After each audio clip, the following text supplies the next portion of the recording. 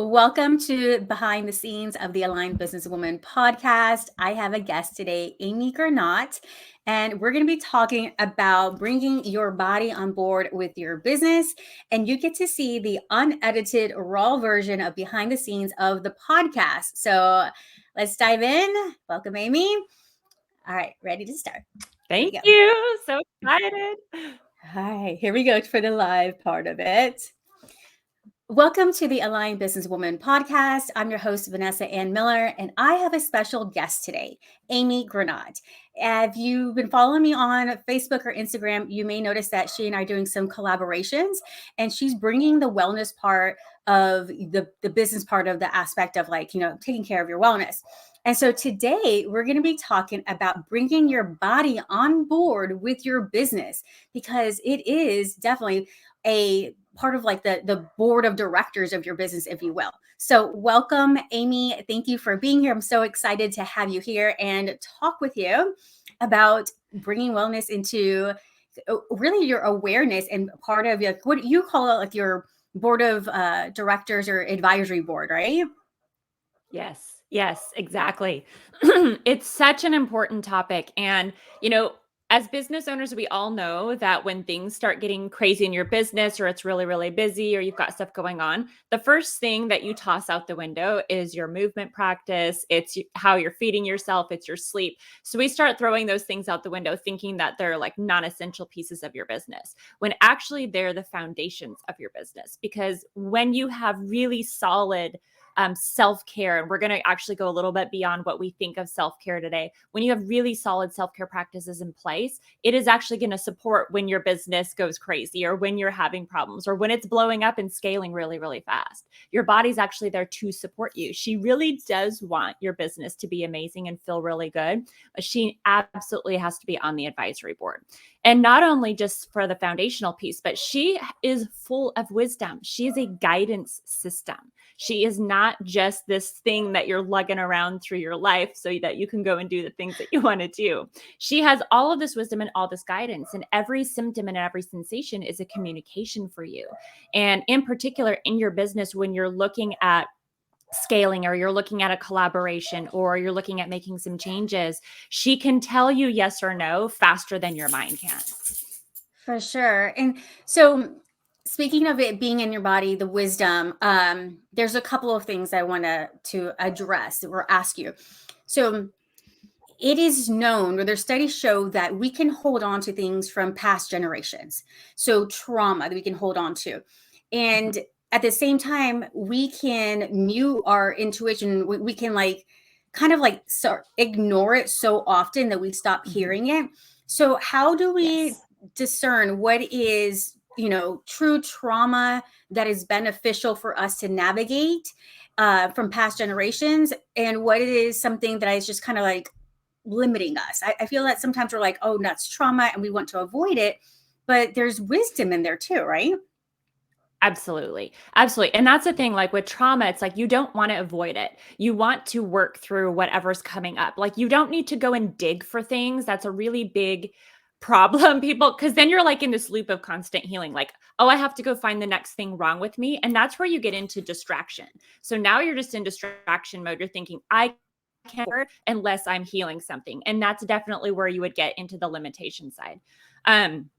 That's the limiting part. Like, oh, I have to heal the next thing, or I can't, do X, Y, Z in my business. And that's not the truth. But when those things come to the present, like when something comes to the forefront and you're feeling all this emotion and all this stuff in your body, you want to go through.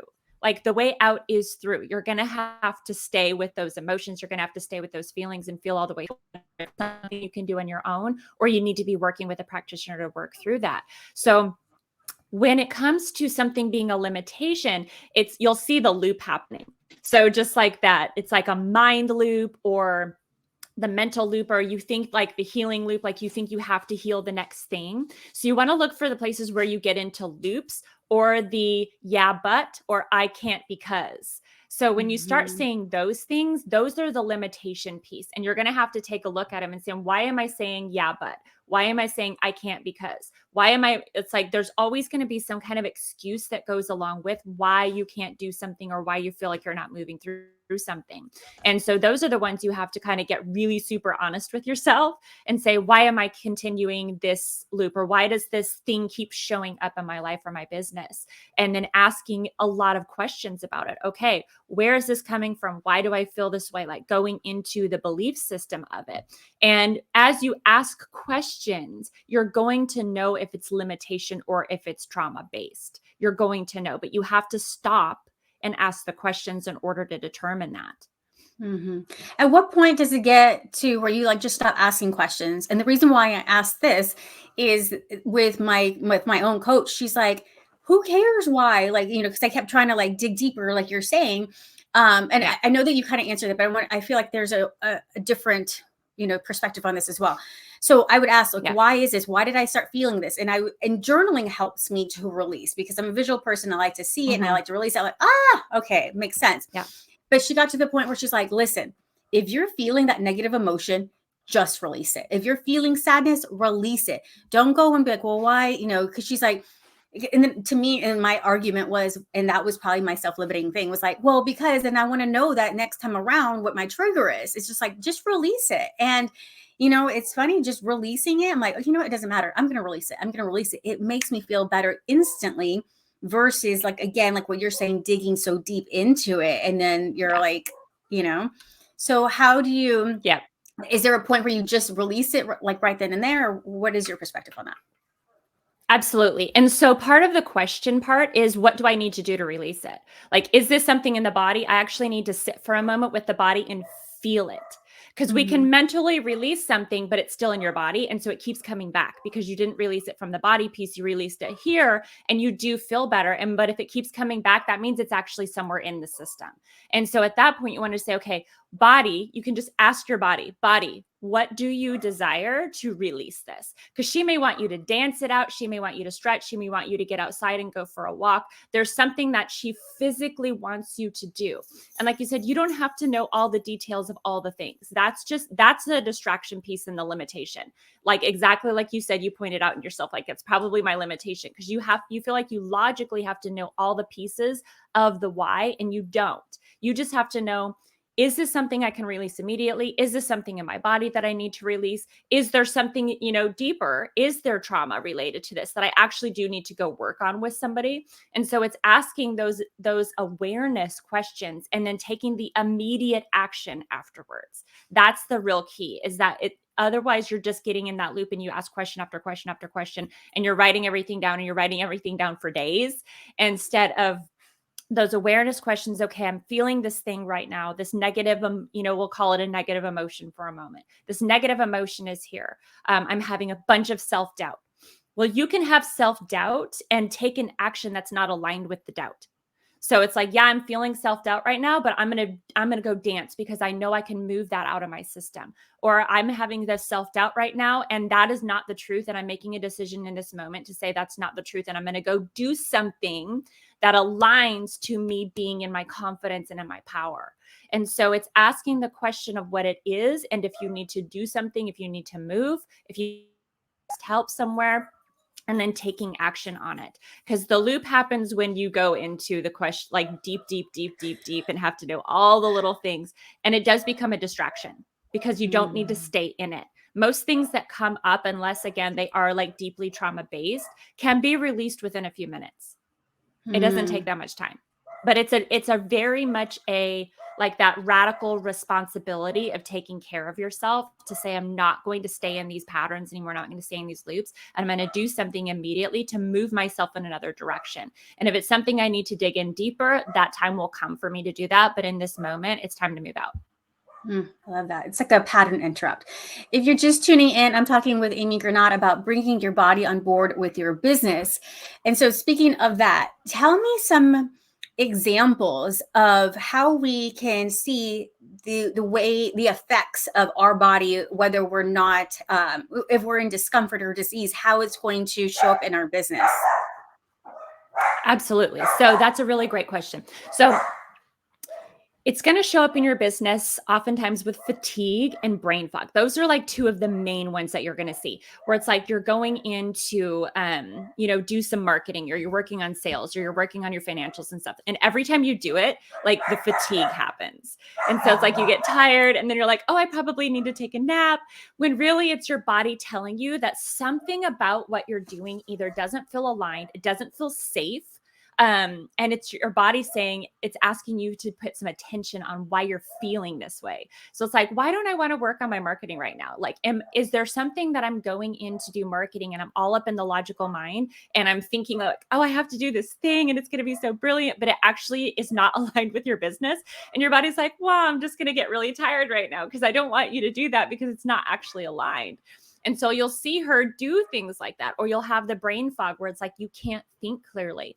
And that could be your body saying, hey, you're not feeding me throughout the day. Like, you're putting your business ahead of you taking care of yourself. I had a great question in a talk I was doing last month about, when you have a busy day and normally you're hungry at, like, let's say 11 a.m., but you don't eat until 1 because of your schedule. And so my response to that was like, number one, you've decided your schedule is more important than taking care of your body. So that's the number one thing that you have to just admit to yourself. Like, I am actually doing this pattern. I am creating a schedule that doesn't honor the body's natural needs and when it naturally is asking to be fed. So I'm like, typically you can't change that in 24 hours. You can't often change your schedule, especially if you've got things that are kind of laid out for multiple weeks. But over the course of a month, you can start making the adjustment. So especially if you have your own business, there's no reason for you to be scheduling things when your body is asking you to do something else. It really isn't. The people who are coming to work with you are drawn to you for a reason, and they will work within the schedule that you provide for them. And you have to put that boundary up. So if that's the case and you get hungry at 1 and not 11, or vice versa, and so you're like forcing yourself to wait until 1 o'clock, and then you're tired in the afternoon and you've got things to do, but now your brain's not working. You feel like you need to go take a nap. And that's not actually the truth. The truth is you're overriding the signals of the body. And when it's asking to be fed, which is going to support you doing what you need to do through the afternoon, but you overrode it. And so now you think there's something wrong with you, that you don't have the energy. And it's not the truth. It's just that you didn't listen to the signal, and you're not setting your business up in a way that is honoring of the body. You're setting your business up in a way that the business and the schedule and all the components are more important than taking care of yourself. Yeah. I recently was speaking with someone in the DMs, and she was saying, man, every time I build momentum, and I hear this all the time, I get sick. Something happens where I get sick. And so, she's like, I know it's like an upper limit issue, something I have to resolve. And, when is it a point where it's, something a lot deeper and not, immediate, like, oh my gosh, like I, stayed up late, so I really need to sleep. So, you know what I mean? So when would you say, like, okay, this is a time to a big slowdown versus like a temporary slowdown? Yes. So for her, obviously not knowing her entire story and everything that's going on, so we'll make this really a general thing. But for her, that's a pattern. So we see a pattern of every time she gains momentum. So did she say she's just like, she loses the momentum or she crashes? What did she say is happening, or did she say? She says that she gets sick and then she just can't do anything because she's so sick. Exactly. Yes. So part of what's happening, so there's probably multiple things going on, which there always is in a pattern like that. But part of what's going on is, so she's getting to that point, she's gaining the momentum, and something in her body, in her physical body, does not feel safe about where she's going. So there's probably some mindset things too, like the fear of success. And so it's like you get to that point, the momentum's happening, it's uncomfortable, and she maybe hasn't built that a little bit more resilience to be able to stay in that tension long enough to get over that first hump of the momentum. And so as she builds up and builds up, it almost becomes like a frazzled, chaotic energy in the body. So the nervous system goes into that fight or flight, and then she goes into freeze mode, which is her getting sick. So it's like her body puts her down because something in her foundation somewhere is not supportive of her being able to go through the momentum to the next level without having to go down first. So it also could be something where during that building phase, she needs to take better care of herself. So that could be another aspect to look at. Like, you're building momentum. Are you just like, bulldozing through and you're not taking care of yourself in the process? So once you hit that hit that point where it's going to get even busier, that's the fear point that comes back in again. It's like, oh my gosh, I can't keep this up. I've been like balls to the wall basically for a month and I'm not going to be able to sustain it. And so then she gets sick because what she's doing is actually not sustainable. It's like all the energy in and there's no energy for her to take care of herself. And then the crash happens. Mm-hmm. Yeah. My human design, the way it is, like I rarely get sick, like rarely get sick.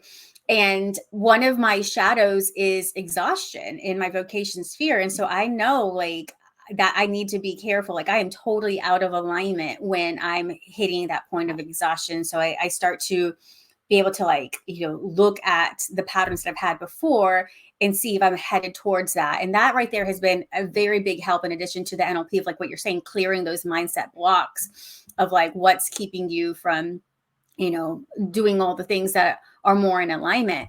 And so speaking of patterns, you had mentioned that when you said something like, you're choosing, you're showing your body or maybe your mind, I'm not sure exactly the way you said it, that your schedule is more important than your body, right? And so I've noticed that like we can train our brains to, again, like going back to the intuition part, if you ignore your intuition enough, it stops like really trying to speak to you and it gets a lot quieter. Mm-hmm. And so we can have these patterns where we are, showing our bodies, we're showing our minds that this other thing's a priority. And so how does that manifest if we're not consciously aware of it? Like, how does that like, what are the first signals of that? So that we can start looking for that. And is it just exhaustion, like everything that we've been talking about? Yeah, it's everything we've been talking about. So that's why it's so important to be checking in with your body, like every single day checking in with your body. And sometimes if people have not done any of this kind of thing before, I'll have them just like, if you need to go to the bathroom, get up and go to the bathroom.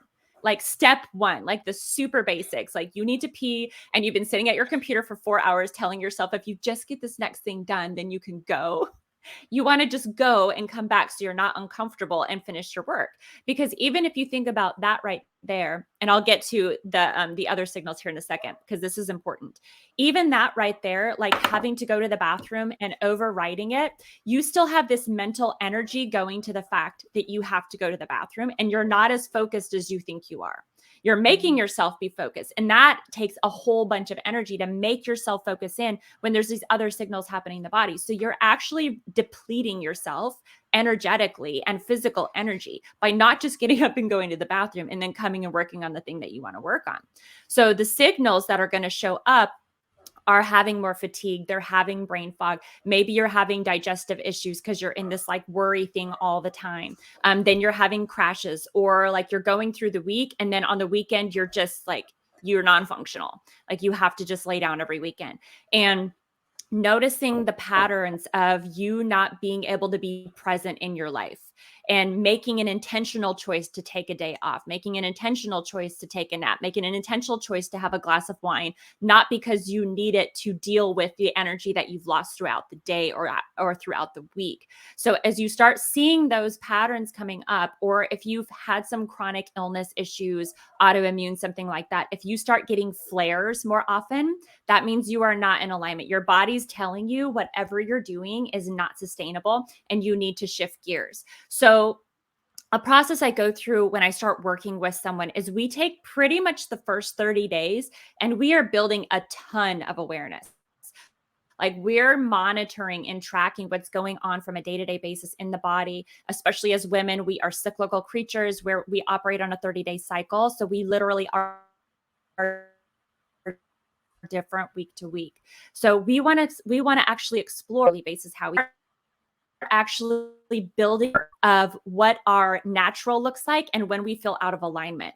And as they do this and they go into the first month or into the second month, they start to see those triggers that are specific to them, like the fatigue, like the brain fog, like the digestive issues, the lack of focus and concentration, like feeling like you need a distraction, the procrastination.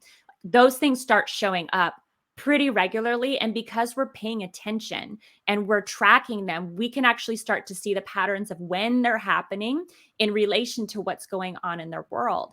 And when we can get that really nice big picture, again, we don't need to go into multiple details. We're getting the snapshot. We're getting the picture of what's going on.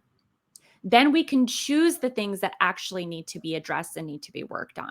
And then we can go and clear those rather than, when people start working on their wellness, usually it's like, I'm going to do these 50 things and I'm going to do them in, the next 30 days. And that's why most people quit, because they're not time to get to know themselves and see what are the really targeted places that I need to put my attention, awareness, and focus on. And they're just jumping into all the things. And then they, of course, quit and feel like failures and all the things that go along with that. So it really is just noticing what it is for you. Like you've noticed like exhaustion, and it's even in your, it's even in your chart. So it's in your gene keys. So it's like, if you get to that point or you feel that coming on, you have to kind of backtrack a little bit and say, what patterns have I been in? What have I been doing? And make the adjustments so that you don't go into exhaustion, and also so that doesn't come back up again. Mm-hmm. And I love how that is in the vocation sphere, because what it speaks to is that's my inner calling, which is so in alignment with the balanced work week, with having the goddess day and then having the CEO day and a doer day. So I'm like, oh my gosh. And honestly, like since I shifted to that, like I've always enjoyed my business, but now it's like, oh my gosh, people are more gravitated towards me and they're like, this makes sense now, And so you had mentioned energetics. I want to talk about the energetics, and something that you and I had talked about via DM a while back, I think it was. So one of the distorted feminine energetics is that being obsessed with appearance and staying youthful. And you had mentioned before that sometimes when we have tension in our bodies, like we kind of like hold this tension in our faces and all that. And so that really is contradicting to being youthful, because then it causes more, just, I guess, really wrinkles and all that stuff. It wears on our body a lot quicker, right? So can you tell me a little bit more about like that part of like the energetics of like, what is it, how is it coming out across energetically as well? And then how that has a physical, reaction on us or effect.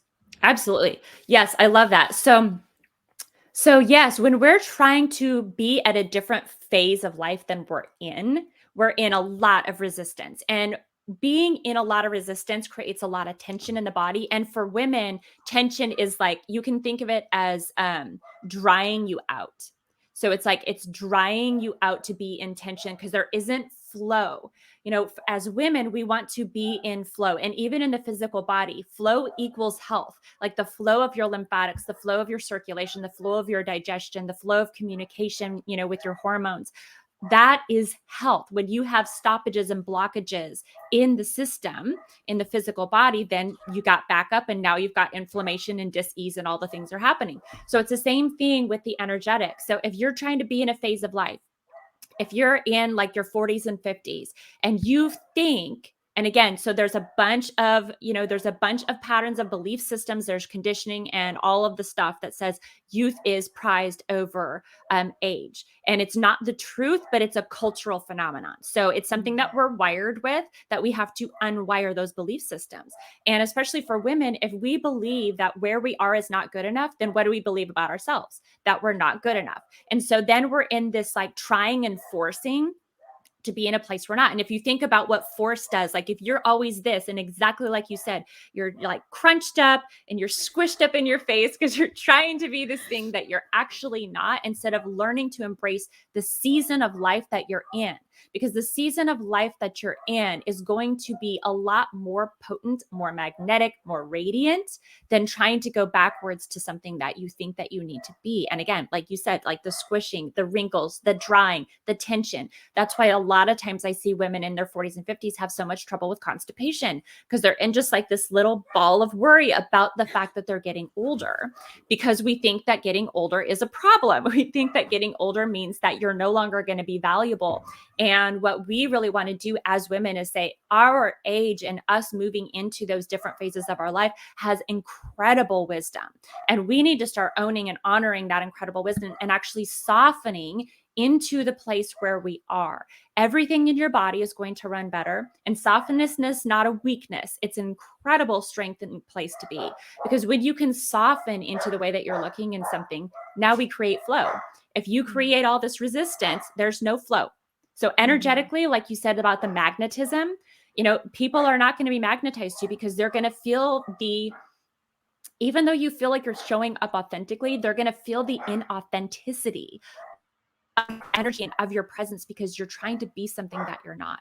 So embracing who you are and working on those belief systems to get them the heck out of your brain and out of your body is going to propel you not only in your personal life, but in your business as well, because you're going to be honoring the place where you are. And it will change not only the physiology, but it will change the energy around you.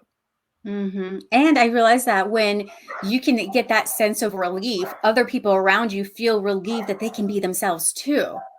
Yes, absolutely. And they can feel that, when you're around someone who has just this, especially a woman, so let's just stay with that. Like when you're around a woman who really owns who she is, who she's very settled into her body, she feels good in her skin and who she is, you feel the difference. It's like, like you can breathe around her, and it does it, like it releases. So it's kind of like that sharing of the nervous system, that regulated nervous system. When you're around someone or you listen to someone speak who has a regulated system, we feel the because they're not so high in those, sympathetic drives. And so you can actually feel the release. It gives you the release. And then by giving the release in the body, it allows you to tap back into your intuition to actually hear and be able to step in and embrace who you are in the moment. Because now it's like, it is kind of like you have permission. And sometimes we need to be around people like that to kind of get that permission,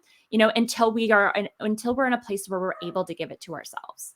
And then energetically, I don't think that we realize this, but the subconscious mind takes everything personally. And so when we show up in a way where we're judging ourselves, we're putting that pressure on ourselves, and, we're doing that, kind of, I think of it like a contraction, like almost as you're contracting this way, you're taking energy from other people. But also, if you're judging yourself, the people around you are only going to help think that you can easily judge them, right? And I love that what you say, when a woman just kind of owns it, and she's like, has this almost expansion, it provides relief for her. But then people are not worried whether that she's going to judge them, because she's not worried about judging herself. So why would she worry about judging someone else? I love that. I didn't even realize that connection until you had said the way a woman shows up. And so before we wrap up, I wanted to mention something, and you could respond to it however you want to respond. I remember when I used to, especially in financial services, being around money and around people that are worried about their money, and very just holding a tight grip on their money, afraid of the market and all that, right? I used to have such a physical reaction to my worry for money, where my stomach would be like this, like, oh, like it was just awful. And I wouldn't be able to sleep at night. My chest would pound. And I did this work, and now it's like money doesn't faze me. It doesn't make me feel that way. There are times where I might worry a little bit, and I'm like, wait a minute, I haven't felt that in a long time. It's like, let's cut that out. And so I think it's amazing that a lot of the things that you're saying is we don't realize all these little things that, if we don't pinpoint them, we can have that physical reaction beyond just exhaustion, beyond just, some of these other things. It's then we get accustomed to them, right? They become a habit. Yes, it's exactly. A way it's of you living. kind of build up a tolerance. Yeah. It is. It's a way of living, and you kind of build up this tolerance. And so it's you feel like I have this conversation with women about their stress levels all the time. They're like, oh, I'm not stressed. I really don't have any stress in my life. And I'm always laughing because I can physically feel it from them. So I know I can feel the tension. I can feel them balled up like this, even if they look like they're real. I can feel it.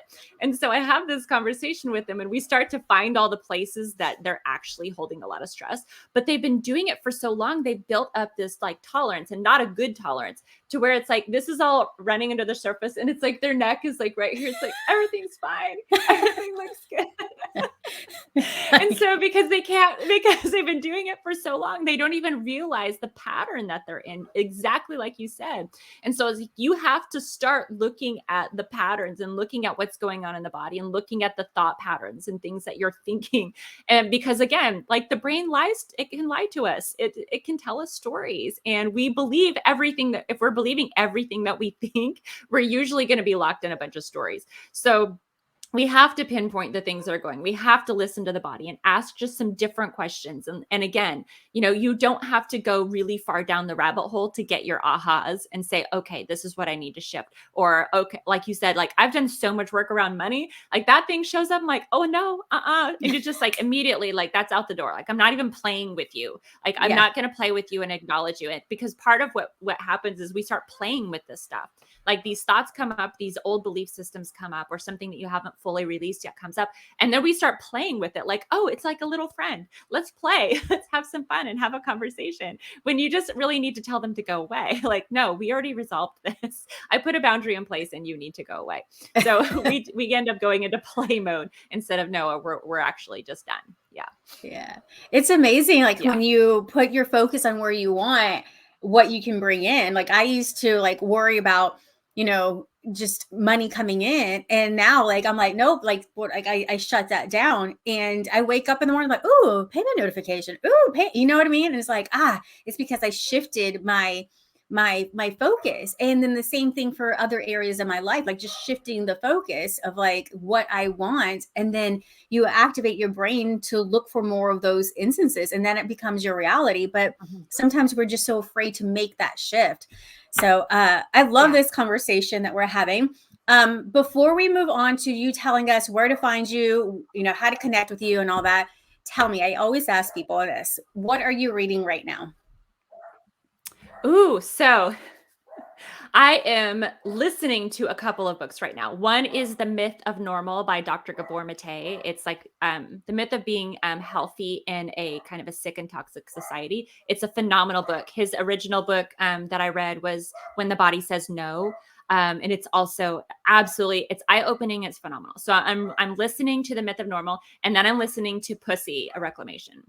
And I think I have that one. Yes. Oh my God. So I've had it for a few months, like on Audible, and I keep kind of looking at it because like even saying the word still has like a hitch for me, or like thinking the word has a hitch. So I was finishing up another book and I looked at that and I'm like, I need to listen to this book because I have a hitch around the word. So I started listening to the book and it's phenomenal. It's phenomenal. Yeah. I'll be sure to link it in the show notes. Well, awesome. Okay. Tell us how to get in touch with you if we want to come hang out with you. And, do you have a way for someone to get a taste of your world? Like, do you have a freebie or what? Yeah. So follow me on Facebook. That is a great way to follow me at my personal page. You can also follow me on my business page, Amy G Vitality. But my personal page, I'm going to do my lives there. I do lives, pretty much on a weekly basis. At this point, I'm coming in and talking about something and it's educational. So there's a lot of I love to put out a lot of free content for people because it's a way, number one, for you to get to know me and my philosophy, because around wellness, it is really different, and how I believe about the body and how the body works and how the body heals itself. So Facebook is great. Instagram, Amy G Vitality is also good. You can find me at The Well Nourished Women on YouTube, and then Amy G Vitality on TikTok as well. My website is amygvitality.com. You can find out a little bit more about me there as well and how you can work with me. Awesome. I'll make sure to include those links. So thank you so much for this conversation. And thank you guys for tuning in to this episode of The Aligned Businesswoman. We'll catch you next week. Bye-bye.